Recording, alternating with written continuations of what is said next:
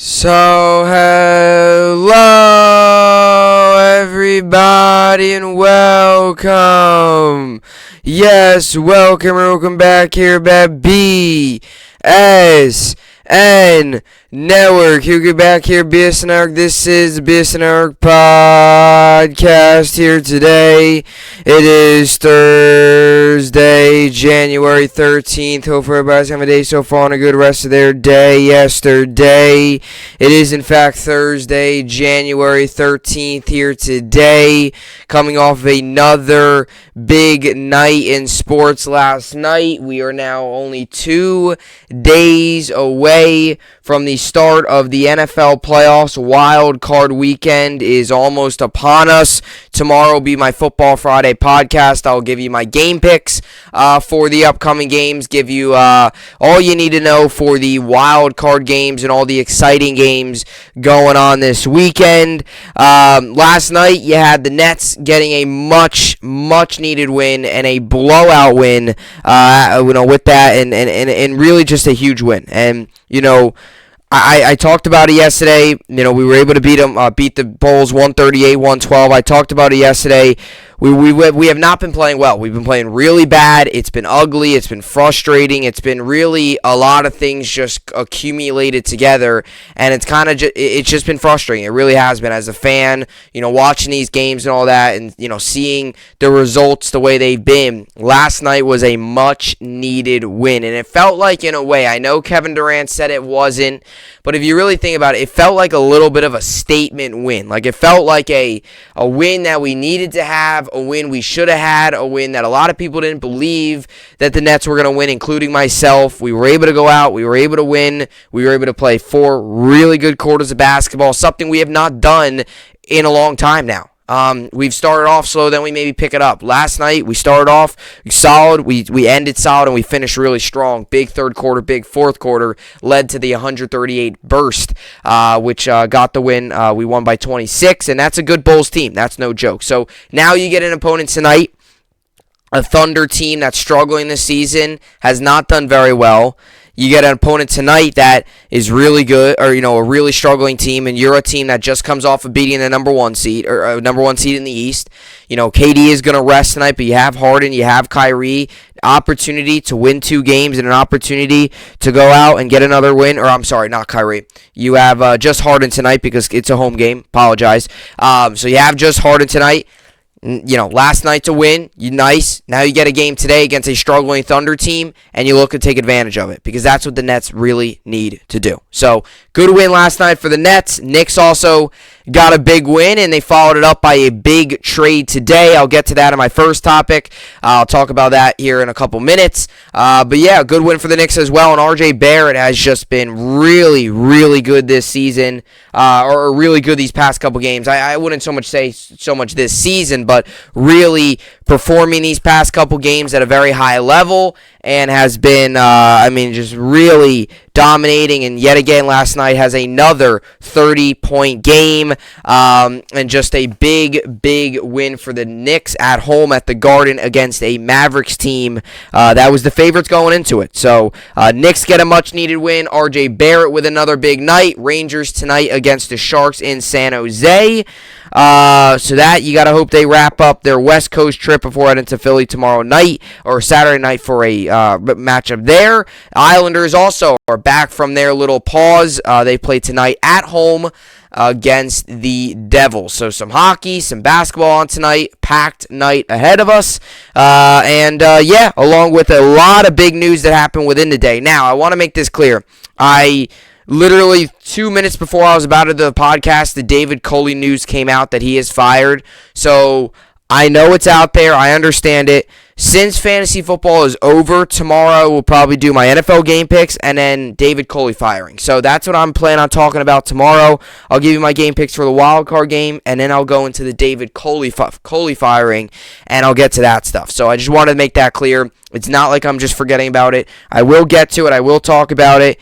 It's just a matter of today. I already had 2 set topics. I prepare for these topics. I get notes ready. I get, kind of think about what I want to say. So David Coley, to just do it a minute before I was about to do a podcast, wouldn't worth it. You wouldn't get my best thoughts on it, best opinion on it. So I'm going to plan on doing that tomorrow, along with the wild card game picks for tomorrow as well. So just wanted to make that clear. I'm not forgetting about it. I will get to it. It's just today I already had 2 set topics, and really wanted to get to these 2 topics, the one being Cam Reddish and the New York Knicks. Alrighty, so with all that being said, let's get to the topics for today's podcast. We got Cam Reddish. Yes, the New York Knicks have made a trade for Cam Reddish. Cam Reddish traded from the Atlanta Hawks to the New York Knicks in a deal that Kevin Knox is included. There's a first-round pick. There's a second-round pick. Solomon Hill is also included in the deal. He will be heading over from the Hawks. He will be joining the New York Knicks as well. So definitely a big trade, big news. The Knicks making a move, a much-needed move. And look, is this a move that's going to make the Knicks from where they are now to a title contender? No. Could it help them down the stretch in games? Could it really help them in terms of really, beating some of these higher-end opponents? Definitely, yes. R.J. Barrett, Cam Reddish, both played in college. You already have that chemistry between them. You have a lot of positives in this move. The Knicks got a really talented young player for a low and cheap price, and that is the biggest thing to take away. No matter what he does with the team, you didn't have to give up much, and you get a really solid asset. So I'll get to that, get to the Knicks, get to Cam Reddish. I talked about it yesterday, talked about it a couple days ago as well. I'm going to get to the Giants offseason preview. Yes, I have decided to do a preview. Now, this was very difficult for me to do in terms of actually figuring out which, actually figuring out players to target. And I'm going to tell you why. Because the Giants don't have a GM. They don't have a GM. They still don't have a coach. So depending on who their GM is will probably depend on what they decide to do. Because that GM hires that coach, they'll probably decide what they do with Daniel Jones. If this was Joe Judge, we would know they're set on Daniel Jones in the future. Now Daniel Jones' his job's in question. So I put some quarterbacks on the possible list of guys to look at, guys to possibly take. So just bear with me. It might not be the most accurate list. It might, some of these things might sound dumb, but it's also because I'm doing this with the Giants not having a GM. The GM they may hire might be super aggressive and try to get as much talented guys in here. The GM that they might hire might take it more passive and not do much in free agency and do a lot more during the draft. So that's why it's kind of tough to tell right now, because we don't know who their GM is, and we don't know when they hire the GM. We don't know what he's going to be like. Is he going to be aggressive? Is he going to be passive? Is he going to really blow this thing up, or is he going to maybe try to work with what he's got? What is he going to do? That's why it was difficult to do. Like Jets, this offseason, I know they're going to try to spend money. So that's why there's a lot of big names on that list to look at. Giants, on the other hand, they don't have as much money. We don't know who their GM is. We don't know what their GM exactly is going to do with this roster. So it's kind of like it's kind of hard. But I try to put as best I could together, and I do plan on maybe doing something similar when they make their GM hiring, kind of talk about what he might do in terms of aggressiveness and draft and stuff like that. So just want to make that clear. I did put a list together. I'll get to it, talk about it, kind of wrap up the season. Give you a little sneak peek at what to come in the offseason as well. Tried my best, so just bear with me if some of it doesn't sound quite right. But I did my best I could. So we'll get to that, and we'll get to the New York sports update as well. You got the Nets on tonight, Knicks with the day off. And the funniest thing about this whole trade is the fact that the Knicks, so Knicks, Hawks, right, make the trade. So Kevin Knox will be going to the Hawks. Solomon Hill, Cam Reddish will be going to the Knicks. The funniest thing about this trade is the fact that the Knicks will be playing in Atlanta on tomorrow night. So the Knicks will be on the road in Atlanta. So it's funny because it's like Cam Reddish going from the Hawks, that's his home arena, right? Now he's going to the Knicks just for the Knicks to go out to Atlanta. So it's funny. And for Kevin Knox, he was with the Knicks. Now he's got to go out to Atlanta. So it's practically like he's still with the team. He's just traveling on the road, and then he's just going to flip sides. So that's what's funny is the Knicks just make this trade, and now they're in Atlanta tomorrow night playing the Hawks. So the timing of it's like perfect. It's going to be funny. I don't know if Cam Reddish or Solomon Hill or Kevin Knox will play at all with their new teams. I don't think it probably will happen, but it's still funny given that the teams just made a trade today and tomorrow they're going to be playing against each other. Whether any of the guys play in the game, which I don't expect it's still going to be funny. The atmosphere is just going to be like weird. Like two guys that were on the Hawks are now in the Knicks, and a guy in the Knicks is now in the Hawks. It's like you were just like today, Kevin Knox was a Knick. Now tomorrow he's going to be a Hawk, and he's going to be going up against his former team, which is just funny. But that's how sports is, and that's the craziness that goes on. But anyway, lot to get to. So Nets tonight, Rangers, Islanders also tonight. So looking pretty good in New York sports for action tonight. Knicks with a day off. They will be in Atlanta, like I just mentioned, tomorrow night for what should be an interesting game given they just made a trade. Alrighty, so with all that being said, this is the BSN podcast, and let's get right into it. Alrighty, so report Cam Reddish traded to Knicks from Hawks. Kevin Knox included in the deal. So yes, you have heard that right. The New York Knicks, Leon Rose and their front office, the Atlanta Hawks and their front office has struck the first big deal of the season. I find it funny because not only are the two teams playing against each other tomorrow night, but I find it funny because all this Damian Lillard and Ben Simmons drama, and this is what always happens, right? You always have the big storylines, and all this Ben Simmons and Damian Lillard drama and all of this back and forth stuff about, oh, Ben Simmons getting traded, oh, Damian Lillard getting traded, oh, this guy. And the first big trade, including a big-name player and two organizations that are battling for the playoffs, has happened, and it's not including Ben Simmons. It's not including Damian Lillard. It's not involving the 76ers or the Portland Trailblazers. It is involving the New York Knicks and the Atlanta Hawks. And that always happens. It's always like, this is the big guy to look at in the trade market, never gets traded, and you get a bunch of these other big trades that happen that could really make a difference for a roster, for a team, and the trajectory they're going. And look, right, this is a nice trade for the New York Knicks. Is this a trade that is going to make their roster go from here where they're at now? They're not great right now. They're kind of struggling. They've won, a couple games in a row. They're 7-3 since Christmas. RJ Barrett has been really finding a rhythm. Evan Fournier's had a couple nice games, right? Now you had Cam Reddish. Is this a move that's going to turn their roster from here all the way up here to a finals contender, number one team in the East? No, it's not. It's just not. Not that Cam Reddish isn't good enough. It's just the roster and just Cam Reddish himself is not going to be able to make that much of an impact. It's not like they just traded for Kevin Durant to come in and take this team and turn this team into a true title contender, right? It's Cam Reddish. He's a young player. He's still developing. He's still learning. He's got a lot of potential. He's got a bright future ahead of him. And that's what I feel like this deal is also about. Not only is this deal the Knicks to help them this season, right? You got to help them. Knicks are a team right now that I think a lot of people would agree they were in need of a trade. And we've said that many times on this podcast, right? The Knicks are a team that has been in need of a trade, right? Kind of need of a jolt, need of a boost, need of a new face, new guy, and kind of just another new guy, new face, like a new just rhythm, like a new possibility with another player. And the Knicks did that here by getting Cam Reddish. And look, I personally think, like, if you have to ask me, I know a lot of people, and we'll get to more of the logistics here in a little bit, just kind of want to give you my overall view on the trade. Here's my thing. I think this is a trade, and I understand a lot of people would say that the Knicks are getting a really good player, and the Knicks are getting a really good player, which I'm not doubting that. I agree with that. They're getting a guy that I think hasn't even maxed out yet. He's shown some potential, but Cam Reddish, if you look at the start of his career, and I'll get to what I was going to say in a second about the Hawks.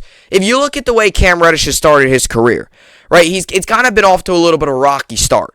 It started, his rookie year, which I always say this in sports, right? Rookie years automatically are always tough, no matter what. No matter Cam Reddish's rookie year got paused by COVID, and that's what I want to get to in a second. But whether it was paused by COVID or whatever, rookie years are always tough. They always are. It's your new league, even outside of it, trying to figure out, everything, all the logistics of regular life with the NBA, basketball, trying to figure that stuff out, right? It's different from college where, you're just playing basketball and going to school. That's not the case. When you're in the NBA, you got a full-time job. It's a big priority. It's much bigger than college basketball. It's much bigger in any sport, not just college basketball, in any college sport. To go to a professional sport is a much bigger,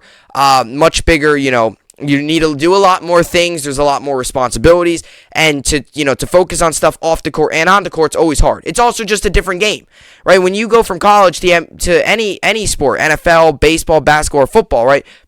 Baseball, you got to go up through the minors, but AAA to MLB, it's a big jump. College to NBA, it's always a big jump. College to NFL. College to NHL, right? NHL too. Another thing, sometimes play overseas. You play with your minor, your farm system teams, all that stuff, right? But it's a big jump still. And rookie seasons are always hard. And I've always said that. You always got to take rookie seasons sometimes with a grain of salt. Because sometimes you got to take the positives, you got to live with the negatives, and you got to try to take the positives and hope that they continue to do that. But Cam Reddish's career has gone off to a little bit of a rocky start, which is why I feel like at times he hasn't maxed out yet. Some people think this is what you're going to get from him, but he's still growing, he's still learning. In his 3 years in the NBA, it's kind of been a little bit of a rocky start, right? You get his rookie season. Not only is it his rookie season, COVID pause. So they put on a COVID pause, right? That was the year of the bubble. And the Atlanta Hawks did not qualify for the bubble at that season. So, which means he played, 58 games. Season was abruptly stopped. And boom, just like that, was put on pause until the next year. Last season, he only played, I believe, 24 games, was out most of the season. Then this year, right? He's played most of the games. He's come off the bench a lot. He's only started 7 of the 34 games he's been in this year. He's played solid, and now he gets traded. So you have his rookie year, then COVID pause. Then last season he barely played due to, I believe it was injury. Now this season he's playing. He's played most of the games, and then boom, just like that, gets traded. So he's been off to there's a lot of things that has happened in just 3 years of his career. I believe he's played a total of 118 games in his career, and through all of that, there's been a lot of craziness, a lot of wild, and now it's like he gets traded. And now if you're the Knicks, it's like if he can find a rhythm and really find a home with the Knicks and a consistent, where he's out there on the court consistently, there's not a bunch of this stuff, disturbing his play or not all this stuff, doing all these things. If he could just focus and play and be out there consistently, now it's like he found a home and he's found a place where he can play for the next however many years and be a consistent and solid asset to the roster. Because in Atlanta, it was off to a little bit of a bumpy start. Not his performance, just everything else, right? The season gets put on pause, then he's injured, then he gets traded, now he's with the Knicks. Now you gotta hope this is a home where he's here and he can play consistently and he can play at a high level and he can truly max out his potential, because Cam Reddish has a ton of potential. He does, he really does. Has he shown it all? Not yet. Has he shown a lot of it? Yes. Is there still a lot of room for improvement? Maybe you put him in, with the Knicks. You give him some other guys, R.J. Barrett, who he played with college. Maybe he feels a little rejuvenated. Is this a real good opportunity for Cam Reddish? Definitely. And for the Hawks now, that's why I think the Knicks get a very good end of the stick, right? They get a really solid player, a nice addition. A guy who can really shoot it. I know he's only shot 32% in his career, but a guy that, he does take a lot of deep shots. He can hit deep shots. He can hit really tough looks. Something that the Knicks have struggled with. They get a lot of looks and they don't make them. They get some good looks. They get some bad looks. They need to make some of those tough looks. They don't make those. Cam Reddish makes a lot of tough looks, which is why his percentage is so low. Because he takes a lot of shots that you probably wouldn't see your typical NBA player taking. He takes a lot of deep looks. NBA players do, like Stephen Curry, but for a forward, he takes a lot of looks that not many players like him would take. But that's his strength. That's one of his strengths, and that's one thing he does a lot. And that's one thing the Knicks definitely need. They need a true 3-point guy. I know they have Alec Burks and Fournier's had moments. He's been very inconsistent. more recently, but has had moments of having some really good games where he's hitting threes, and making all these shots, getting to the mid-range, using screen, off-ball, all that stuff. He's had some moments like that, but it hasn't been consistent. It's been more inconsistent as the season's gone on. So you got to hope that Cam Reddish, as he gets here, builds more consistency. And I think he builds more consistency with it being more normal, right? Not going through all these disruptions, right? The COVID pause, and then, going last season and not playing much, only playing 24 games. Then this season, he's played, that's good, but now he gets traded. It's like just another thing. If he can find I think the Knicks could truly have him find a solid home and really be an asset for many years to come. And that's what I mean. Like, that's what's so nice about this deal is the Knicks, they didn't give up much, and they're getting a young talent. This is a very low-risk move. It's a low-risk. Here's the thing. Here's how I look at this. I think this is actually, to the Atlanta Hawks side, before I get to my next point, then I'll get to the article. The Atlanta Hawks side of this, I understand. Because Cam Reddish, through his first 3 years, has not been exactly what everyone expected. Right? He's been good. He's been a nice asset, but he's still got a lot of potential. He's still got a lot of room to grow. And probably this offseason, or either next offseason, whichever Cam Reddish wanted it, they were going to need to give him a big amount of money. And with the Hawks having guys like, I know Trae Young I believe he already got a big deal. And, I know with John Collins and all guys like that, all having big contracts and, all having big moves. And he still got some other young talent that, in the future here could get a lot of moves. It was almost like he was like the odd man out. And the Hawks would have had to give him a lot of money. And truly deep down inside, as much as I think the Hawks liked him on the roster, I think he worked well with, Trae Young, and he was a solid piece off the bench. I think the Hawks genuinely deep down inside probably did not want to give him a lot of money. So they were able to now, completely avoid all that chaos, and were able to just trade him now. You get Kevin Knox back. You get Kevin Knox in return, which... Look, Kevin Knox was really good at college in Kentucky. I saw him play a ton. Was in his rookie season, and really, it's not even that he's played bad. He just hasn't played. His minutes have been just plummeting, and he's got 1 minute last night. He played 1 minute last night's game, took a shot, and I believe got a rebound. That's all he's done. So he doesn't play. Maybe the Hawks see something in him. Maybe it's just kind of we'll throw this guy into the deal, and that. I am surprised. I understand that, with the whole extension coming up and the possibility of having to give Cam Reddish a lot of money, that being the Hawks. Still, though, you couldn't have gotten, like, Quentin Grimes or somebody for this. Like, only Kevin Knox? That does make me question a little bit. That's why I definitely think the Knicks win the deal, but I understand where the Hawks are coming from. But at the same time, I understand where the Hawks are coming from, but I think the Hawks could have got a lot better than just Kevin Knox. And Kevin Knox for a guy that doesn't play. And I think they got Kevin Knox, and they might have got a second-round pick. But I'll read all the logistics and stuff like that. So Kevin Knox being your player, I just don't agree with that. I would definitely say Quentin Grimes or somebody like that possibility. But Kevin Knox, don't really know if that's exactly who the Hawks need and exactly who the Hawks should have got out of this deal. But they did, and that's the reality of it. And, back to my point with the Knicks. Look, you always talk about moves that are high risk, high reward. Or low risk, high reward. Or it's a low risk, kind of low reward. It's a, or some small. It's like, this move falls under the category of a low risk move. Because let's just say it doesn't work out. Are you paying him a ton of money? No. He's still on, the base salary, right? Did you give up everything for him? No. You gave up Kevin Knox, a guy you don't even playing. Right now, does he still have a lot of potential? With the moment you trade him, does there still a lot of potential? Is there still a lot of hope, optimism? Yes. So let's just say in 2 years from now, let's say he plays the rest of this season, plays all of next season, and he just hasn't played well. He's just not doing enough, and it just didn't work out. Okay, fine. What did you really, unless if Kevin Knox turns into this stud Hall of Famer, Kevin Knox is one of those players that just was not going to work out with the Knicks. Even if he turns into a great player with the Hawks or somewhere else, just not going to work out. So this is why it's a very low risk move for the Knicks and a high reward. Your high reward is you get a really solid asset for a long time. He's still young. He's only in his third year. He's got so much room to grow. He's shown a lot of potential. He's played a lot more this season. He's got increased minutes. His 3-point percentage is up. Points per game up. He's starting to maybe see that curve, really see that big jump that we're all expecting him to make. So that's why it's a low-risk move, because if it doesn't work out, well, it doesn't work out.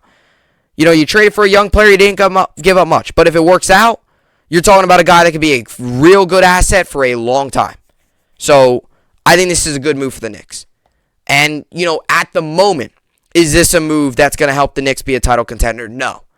But could it be in a couple years where if he reaches his potential and really is playing like he did in college, he could be one of the better players, out there, one of the better forwards. So, good move for the Knicks and good move. And I also think it's good for Cam Reddish, right? Kind of a lot happened with him in Atlanta. Never was just able to really just completely get his feet down and really just out there playing a consistent rate. A lot happened there within his 2.5 years. This year's being his third, so he played 2 full and a half, and 34 games this season. So, but either way, Cam Reddish change of scenery. We'll see what the Hawks want to do with Kevin Knox, and the Knicks also get Solomon Hill and that too, by the way. So the Knicks are trading, I apologize, Knicks are trading a 2025, I believe, protected first-round pick and Kevin Knox. Knicks receive a second-round pick and Solomon Hill and Cam Reddish. So it's also a first-round pick. So unless if that first-round pick turns into the next Michael Jordan, this is a very low-risk move for the Knicks. And a high reward. So report Cam Reddish traded to Knicks from Hawks. Kevin Knox included in deal. Alrighty, so let's get to the article. The Atlanta Hawks are trading young wing Reddish, Solomon Hill, and a 2025 second-round draft pick via the Brooklyn Nets to the New York Knicks in exchange for a protected first-round pick from the Charlotte Hornets on Thursday, according to ESPN's Adrian Wojnarowski.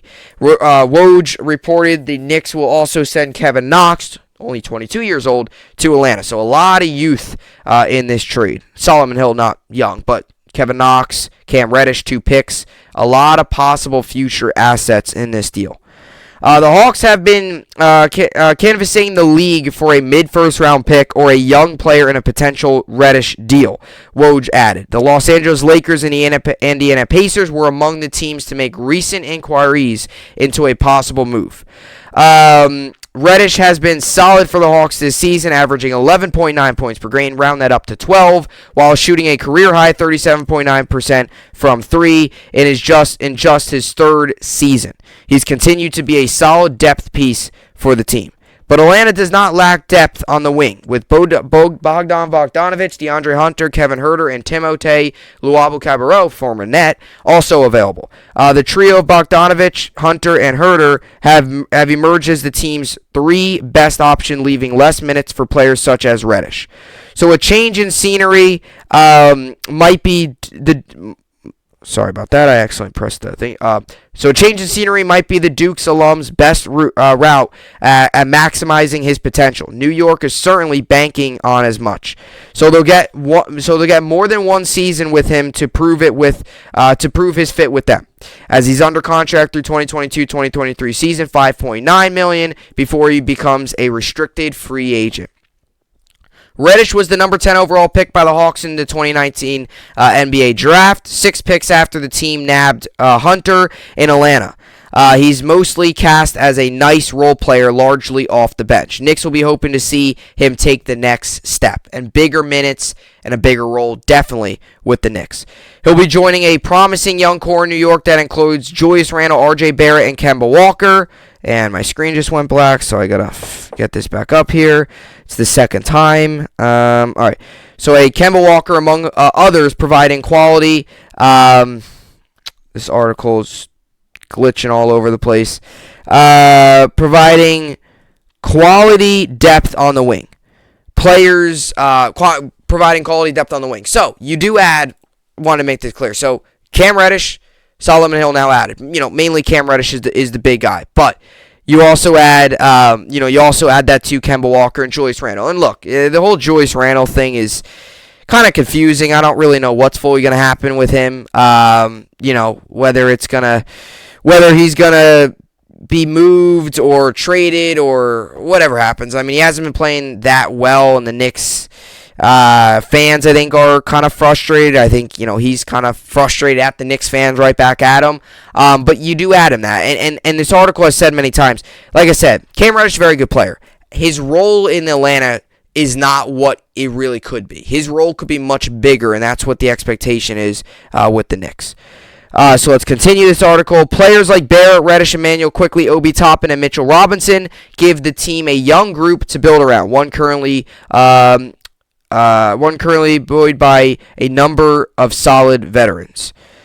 That too. So a team that's got some solid assets and some solid veterans and some solid pieces. Reddish isn't going to turn the Knicks into legitimate title contenders, but he'll help them in their push for a second straight playoff berth. So, just to be clear, this is always fun to mark things like this up.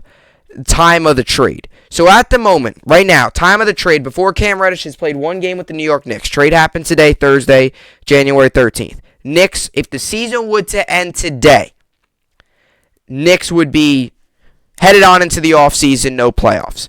They're just on the outside looking in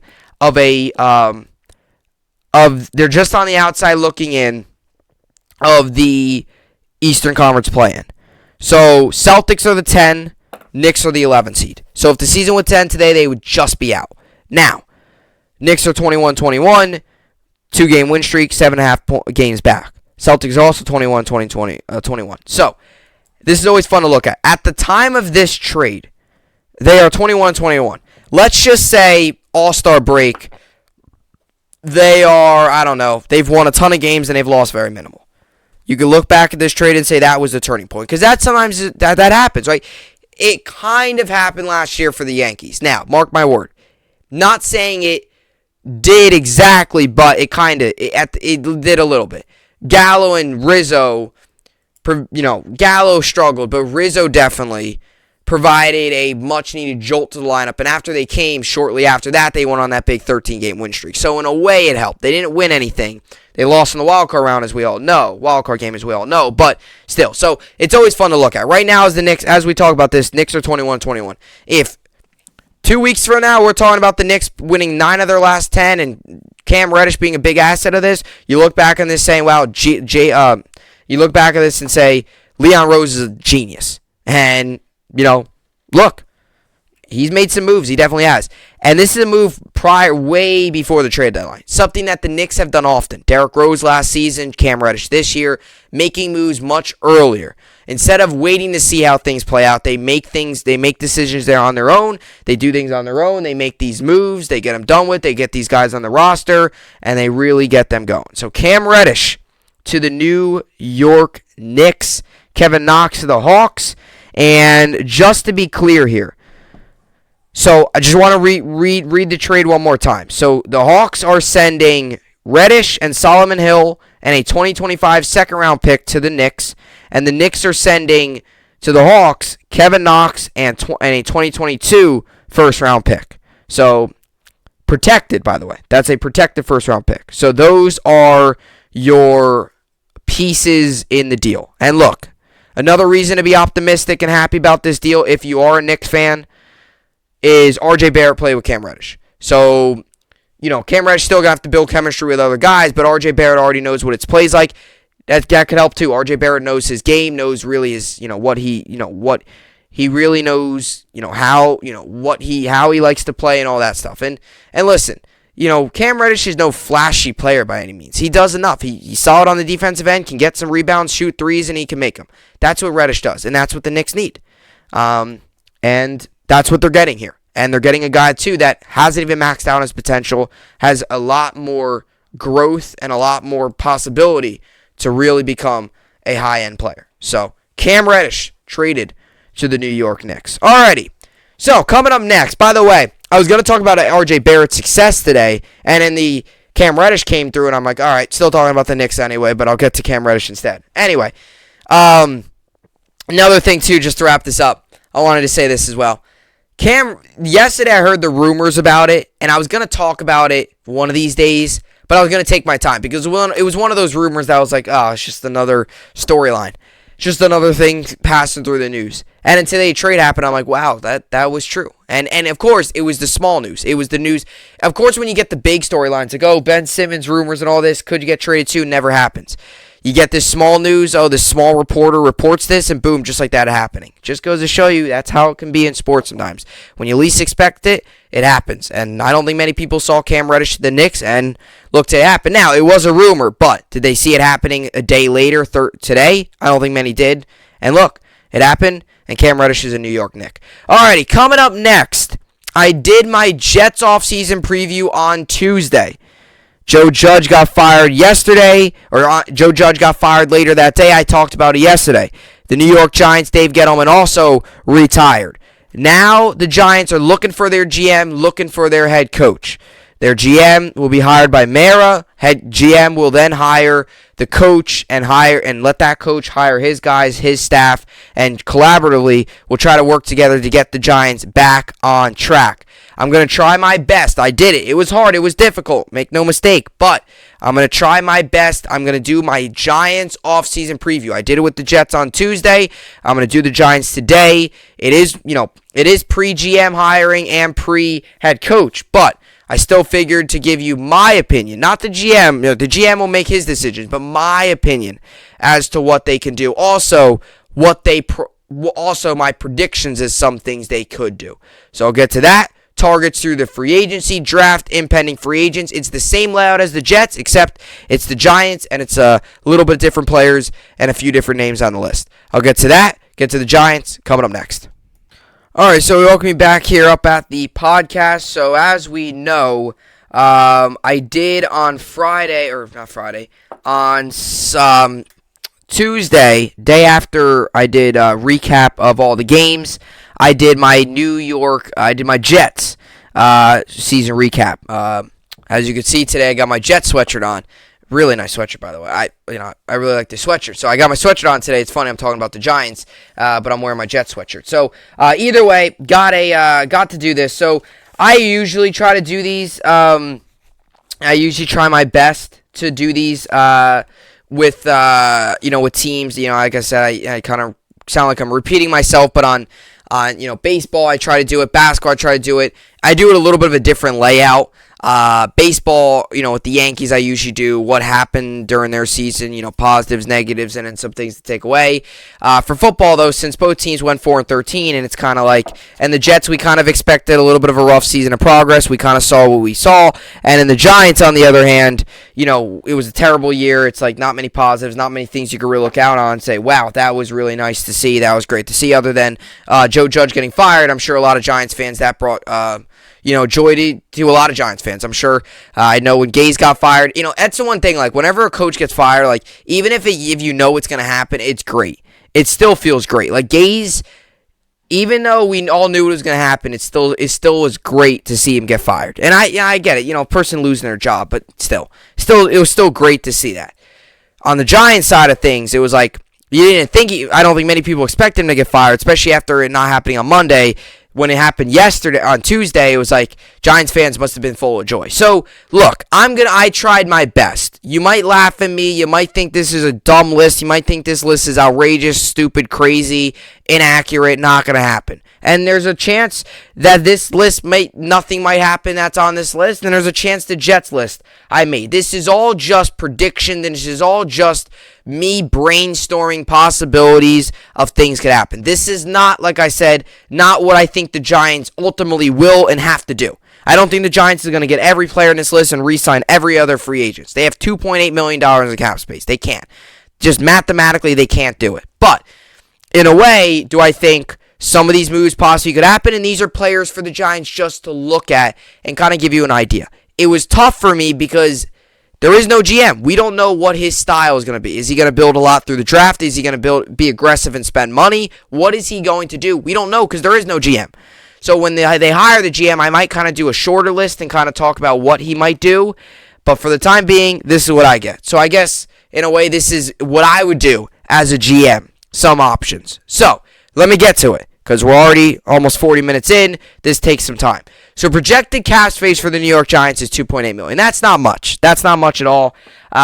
Jets, for example, $2.8 million. So Jets, for example, $60.2 million. Sorry, I was looking at the Giants list. Got my Jets list over here as well, but looking at the Giants list, Giants have $2.8 million projected. This is what's expected. Could give or take $2.8 million. Could be a little higher, could be a little lower. We'll see how all these things play out. Jets, it's projected to be $60.2 million.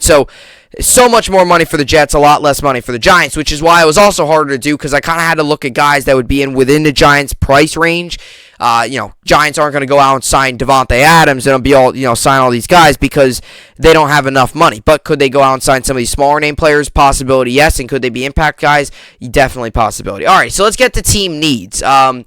Look, with the coach being fired, with Dave Gettleman retiring, AKA fired, whether he was going to retire, resign, or get fired, it's all the same thing. He's out. He's no longer the Giants GM. I think we all knew with Joe Judge especially being fired, Daniel Jones' future is in question. It was similar to what happened last season with the Jets. I think ultimately, Joe Douglas hired Saleh, and they probably met, and they said, look, what do you guys want to do? Do you want Darnold, or do you want to look at do you want a Darnold, or you want to draft a quarterback? Ultimately, that quarterback probably being Zach Wilson, which it was.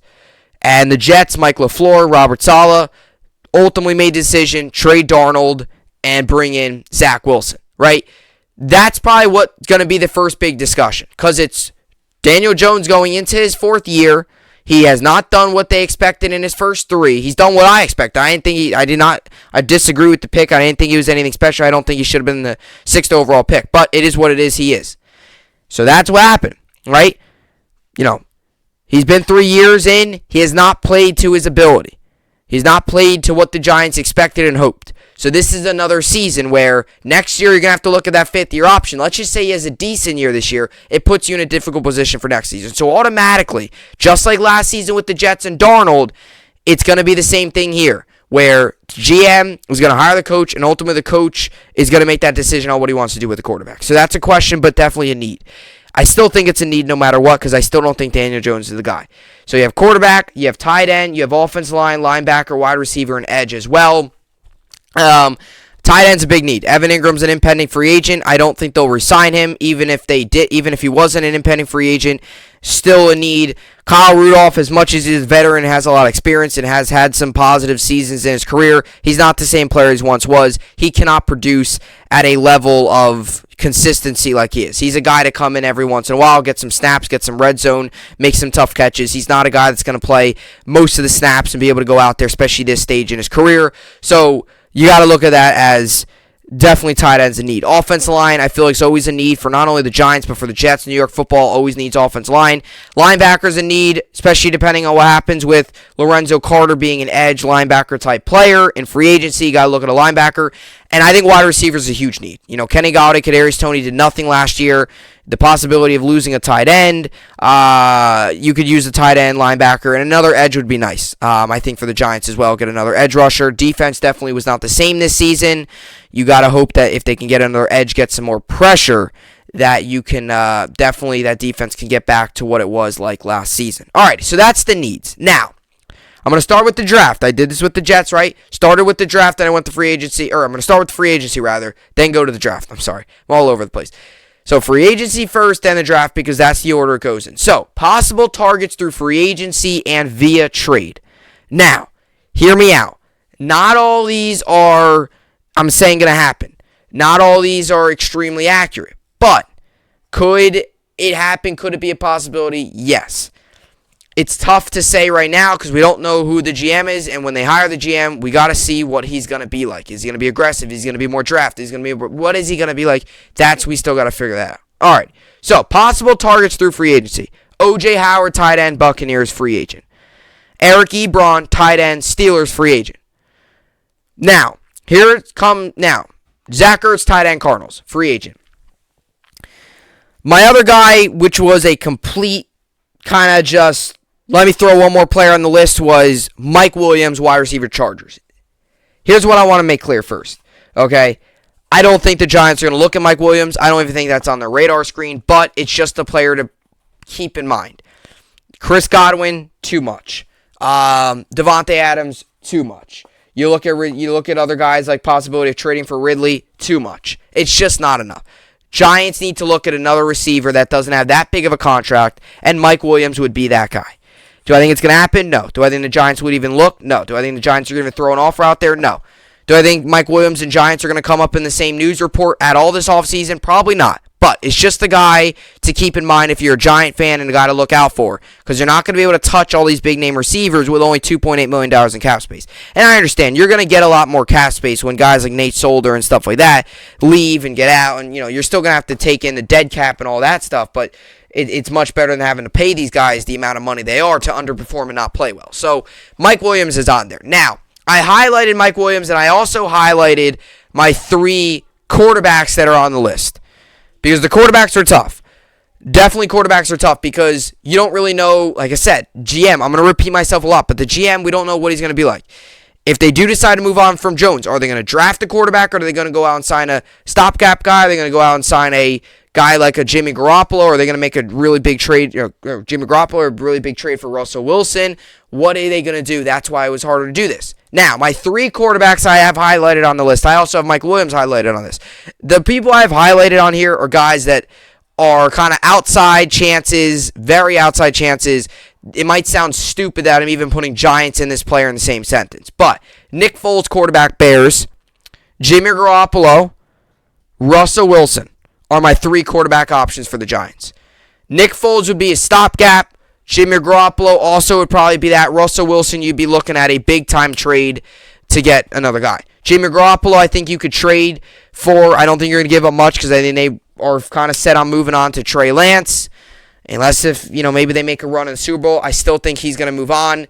He's a possibility. This is all if they get rid of Jones, because the quarterback class this season is not like it was last year or in previous years, right? You don't have Trevor Lawrence, you don't have Zach Wilson, you don't have Mac Jones, you don't have Trey Lance in it this year.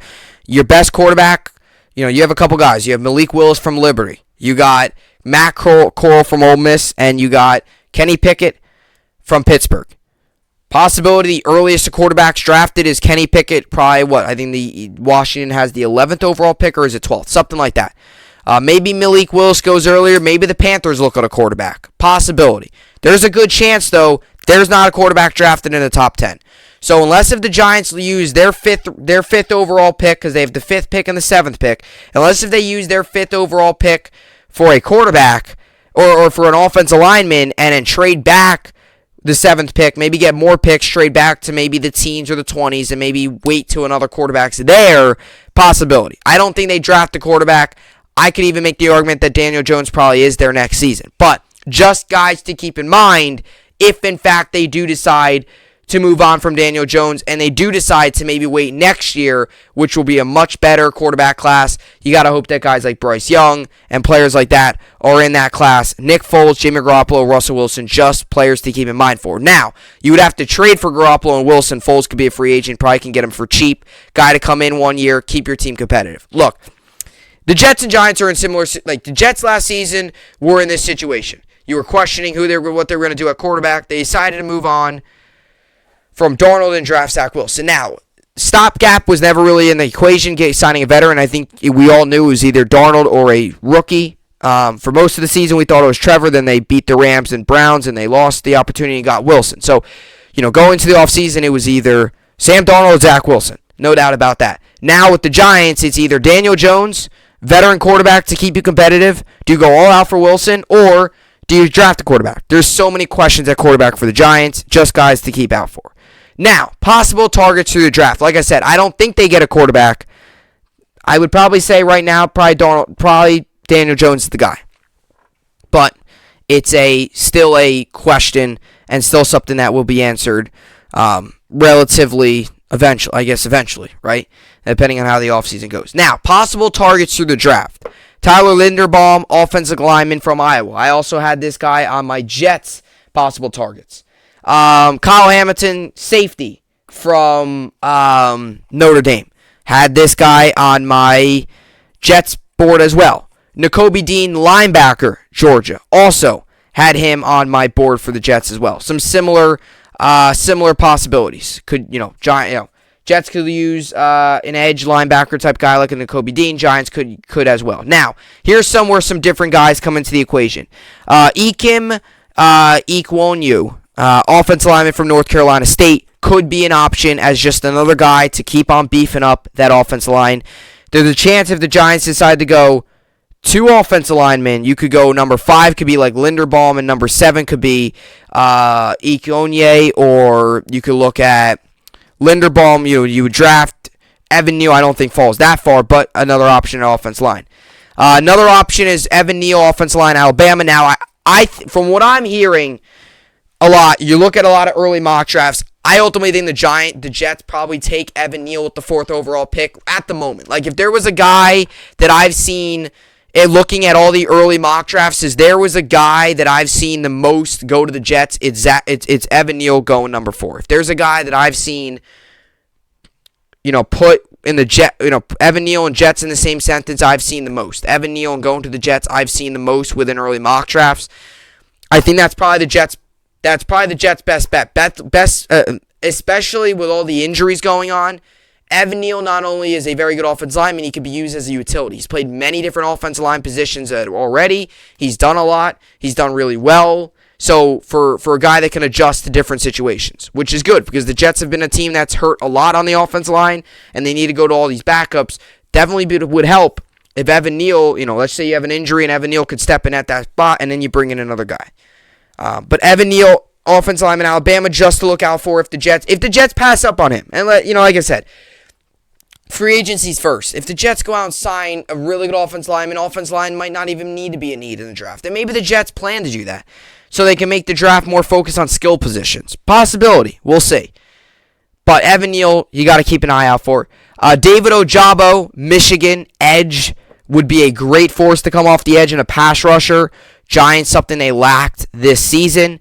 And George Karlaftis, defensive end, Purdue. Another edge, another guy coming off the edge. Now, Giants did have Azeez Ojulari, however you want to pronounce his name, the 2nd-round pick last season from Georgia. Had a very good year this year. Not taking that away from him, was really solid. But another edge, especially another young edge for them, for those two guys to really play together, build chemistry together, and be on the edge for a long time, whether it is Ojabo or whether it is Karlaftis from Purdue, whoever it is, whether they sign a guy, whatever it is, definitely would be solid for the Giants to look at guys like that. Because the Giants' defense this season, last season it was their strength. This season it's their weakness. And, well, this season everything seemed to be their weakness. But last season their strength was their defense. This season their defense was not nearly as good. I believe last season it was 12th in the NFL overall. This season was like 21st. So the stats just show it. The numbers show it.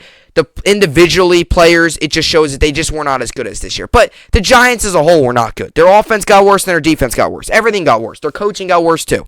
They won 6 games last season. They won 4 this year. Everything got worse for the Giants this year. And that's why the Giants are in a situation like they're in right now today, looking for a GM and another head coach.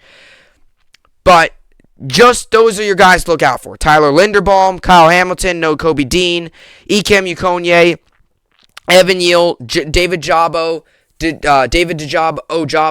and George Karlaftis are your guys to look out for. Linderbaum's another hot name. Another guy that is not going to be easy to get. A guy that you're not going to be able to pass up on and then say, oh, he's automatically going to be there. No. A lot of teams looking at offensive line. A lot of teams looking at centers. A lot of guys looking at Linderbaum. Definitely a lot of guys looking at him. And a lot of guys, trying their best to hope that he lands there. So Linderbaum, if the Giants are going to get him, if the Giants, let's just say, pick and, let's say whoever they take at number 5, if they want Linderbaum, they're not going to be able to trade back. Even if they trade back to like the 10th pick or whatever, or something like that, they're not going to be able to do it. If you want Linderbaum, you're going to need to be within the top 5, top 10, because he's going to be a hot commodity. Him and Evan Neal will probably be two of the few first offensive linemen off the board. Not saying they will be, but they're definitely up there. Aiden Hutchinson's probably going to be number 1. Kayvon Thibodeau will probably be number 2. And then whatever happens with the rest of the league. So those are the options. Those are some of the options for the Giants and for free agency and through the draft. Now, let's look at some of the Giants' impending free agents. Like I said, these are all their free agents. So these aren't just key players and starters. They have less free agents than the Jets did. So these aren't all of them. But less free agents than the Jets did, but these are just some of them. So Nate Solder, left tackle. I'm going to read the guys that really had an impact on the team. Billy Price, Evan Ingram, Jabril Peppers, Will Hernandez, Mike Glennon, Danny Shelton, Reggie Ragland, Elijah Penny, Lorenzo Carter, Dante Pennis are just some of the guys. There's a tons other, but some of the other guys are really haven't done too much, and probably contracts won't really do much to the team. But Lorenzo Carter, definitely got to look out for. Defensive end, if you lose him in the draft, that just makes your need for an edge that much higher. Or if you lose him in free agency, rather, that just makes your need in the draft for a defensive end that much higher. Because, then you'd be looking at a situation where you have an edge, a solid edge in Ojulare, or however you pronounce his name. I'm not very good with names. You have him.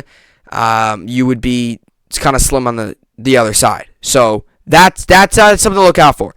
And for Giants fans, Nate Solder, man. I mean, he cannot be gone soon enough. I mean, it's been so bad for them. It's been awful. And Nate Solder, the big contract they gave him. And look, right, when they signed the deal, it was like, oh, the Giants, he was so good in New England. He really was. He was one of the better offensive linemen in the league in New England.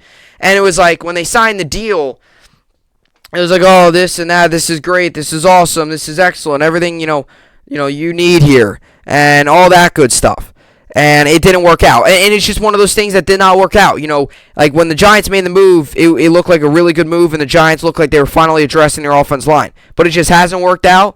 And this season, a lot of people hope that he could come out and play well again, and it just hasn't. I mean, it just hasn't. They gave him a ton of money for a guy that was in the league for a long time. And another thing with Solder, too, is even if you think he's 33 years old, he's getting up there in age.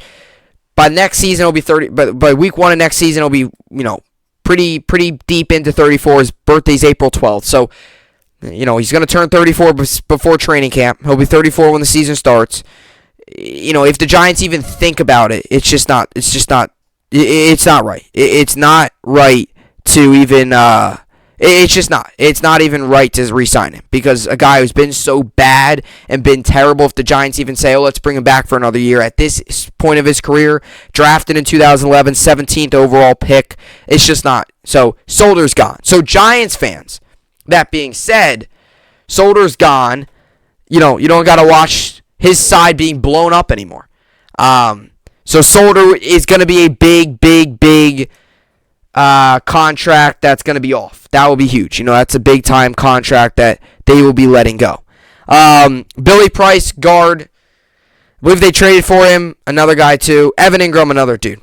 There's a lot of guys on this free agent list. Jabril Peppers is an interesting one too. But back to Evan Ingram. There's a lot of guys on this free agents list, including Evan Ingram, that are kind of go down as players that like Giants couldn't wait until these guys are free agents. Giants fans couldn't wait until Nate Solder would be gone, and he probably is going to be gone. Evan Ingram, another guy. No way the Giants re-sign Evan Ingram. Another thing, too, is when the new GM and new coach come in, they're going to want to try to bring in as many players as they believe in as they can. If you've seen Evan Ingram play, I don't think you should have any belief that he's going to be the future tight end. That just makes the need for the tight end even larger, because I don't think Kyle Rudolph is the future at tight end. He's a veteran. He's getting up there in age. He doesn't have the same burst. He's not the same player he once was. And that's just the reality of it, which makes the tight end position much bigger, which is why I have 3 tight ends that they could possibly look at in free agency and via trade. Jabril Peppers is interesting because this season he missed most of the season. And he's out when he's a high energy player, a guy that makes a lot of good tackles. He's covers on special teams, really solid to safety, and really solid on defense. A leader, a guy with a lot of energy. He went down this season, so it's going to be interesting to see. I believe he went down with the torn ACL. It's going to be interesting to see what goes on with him. And do the Giants bring him back with the risk of maybe him not being the same guy in terms of just speed and getting to the ball and making plays? Or do they bring, do they give, because you don't want to give a guy a ton of money after he tore an ACL, right? You don't want to do that. You just don't. Do you give him, maybe a 1-year deal, see how he responds, see how he does, with the new coach and, a new coach, new system, see what he does? Or do you just say, no, he's gone. He was good for us, but you just can't fully trust him. And Will Hernandez is another guy who has not played great. He hasn't, but he's been out there consistently. He's the only Giants offensive lineman this season to play all 17 games. So although he really did not play much, or did not play did not play well, he was struggling a little bit, he's still, either way, was one of the more consistent guys. Because the Giants offensive line this season was all over the place. Was one of the more consistent guys. So just a couple key guys to look out for with the Giants. Nate Solder going to be gone. Evan Ingram going to be gone. And rightfully so. They stink. They're awful. They're hurting this team more than they're helping them. Jabril Peppers, interesting. Will Hernandez, do the Giants maybe keep him as a depth guy, knowing that he is usually there? Because if you get backups getting injured, it's an issue. That's going to be something to look out for if you're the Giants. And I think a lot of, depending on what they do with Lorenzo Carter, will really decide on what they did do, not only with that 7th pick, but with what they do in free agency in terms of looking at edge and maybe going, maybe really prioritizing a lot involving defense. Because Lorenzo Carter was a nice player for them this season. So another name to look out for with the Giants in free agency and impending free agents. So just some options, just some guys to look out for. And like I said, this was tough. This was hard. This was not easy to make. Knowing that the plan for the Giants this offseason is, we don't know it. We don't know. We don't know what the GM's going to want to do. We have no clue. We don't know who the GM is going to be. For the Jets, on the other hand, we knew. For the Jets, we knew. The Jets' plan is to spend some money and build through the draft. The Giants, on the other hand, the Jets' plan this season is to, spend some legitimate money. Like the expectation is to go out and spend some legitimate money and bring in some legitimate true starters that are proven in this league and can really help out Wilson and be a big part of the defense, right? Giants, who knows? Are they gonna maybe try to clear as much cap space as they can, build through the draft this season and have a development year next year? Or is this new GM and gonna try to build this thing where he's trying to build it back up in a year, signing a lot of guys, hoping that is he going to go big or go home, right? Those are all questions. So I made my list. I got my list. Comment down below. You could agree. I personally don't think this list is very accurate. I'm not a huge fan of it because I don't really think a lot of these guys would really help out the Giants in big ways. Just because of the cap space, it's kind of tough. Giants are limited to what they can do, but you got to hope once free agency and all those guys kick in and contracts like that start to really kick in, and you gain some more cap space. That's the goal. But the projected cap space right now, they're at $225 million. Projected is 2.8. So if they can find a way to make some more, go do it. But the GM's got a lot on his hand. The one thing I could say about Douglas when he took over, Jets had a lot of cap space. Well, They did sign Bale and Mosley, but they still had a good amount of cap space because last season they had a good amount. This season now they have a lot. So that's what I'm saying.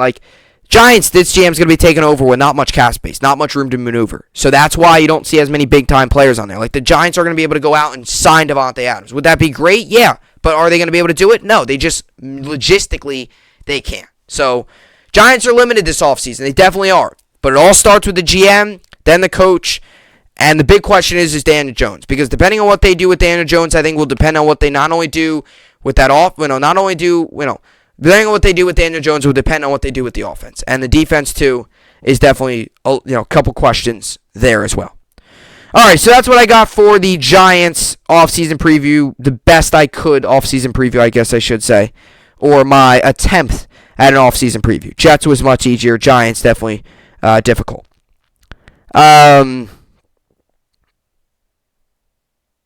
Let's see here. All right, so let's get to the NBA tonight.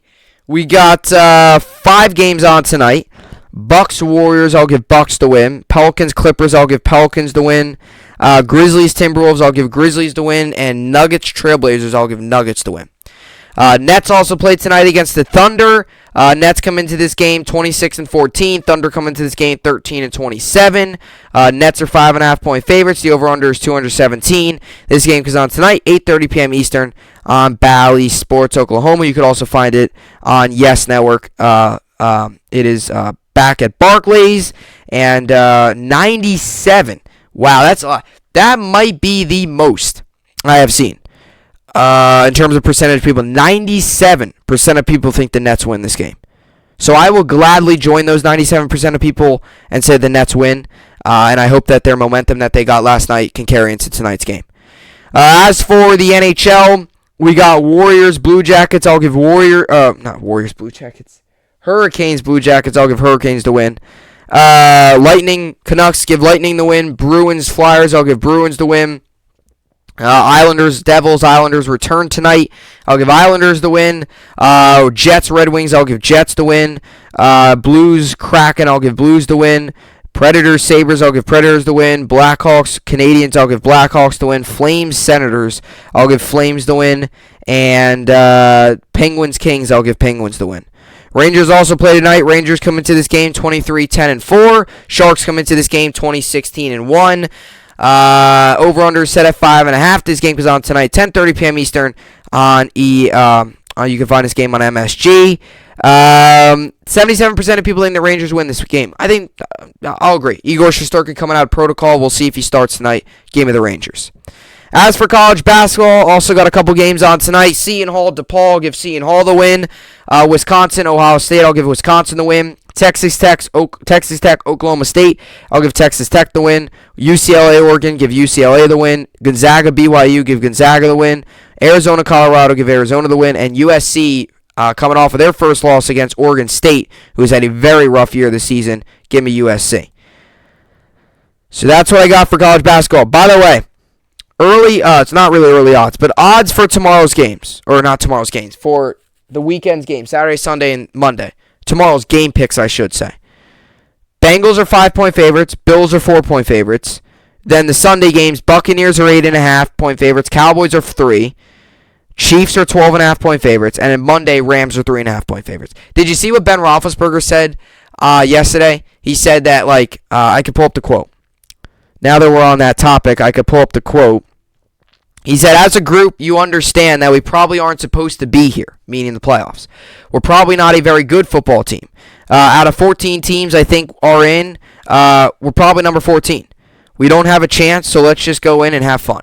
Now, I know some fans could probably take that and be like, are you kidding me? What is this? I mean, they wouldn't do that to Ben Roethlisberger, but just imagine if, Zach Wilson said that, the media would be bashing. I'm not using Zach Wilson just try to, just to throw him out there, but I'm just saying, just because it's Ben Roethlisberger and the Steelers and, it was the fact that they got there, Ben Roethlisberger's speaking the truth, though. I mean, and that's not, maybe that's not a bad attitude. I mean, maybe he's saying that, and maybe they go in, I mean, that's true. Hey, they go in loose, and maybe they make it a game.